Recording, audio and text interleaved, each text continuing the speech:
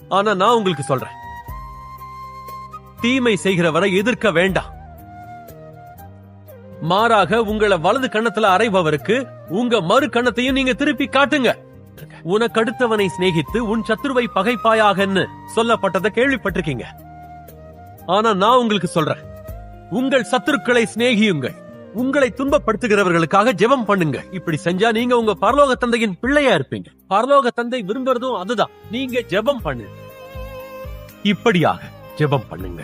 பரலோகத்தில் இருக்கிற எங்கள் பிதாவே, உமது நாமம் பரிசுத்தப்படுவதாக. எவராவது உங்களை 1 மைல் தூரம் வர கட்டாயப்படுத்தினால் அவரோடு 2 மைல் தூரம் செல்லுங்கள். உம்முடைய ராஜ்யம் வருக, உம்முடைய சித்தம் பரலோகத்தில் செய்யப்படுகிறது போல பூமியிலேயும் செய்யப்படுவதாக. இன்றைக்கு தேவையான ஆகாரத்தை எங்களுக்கு தா.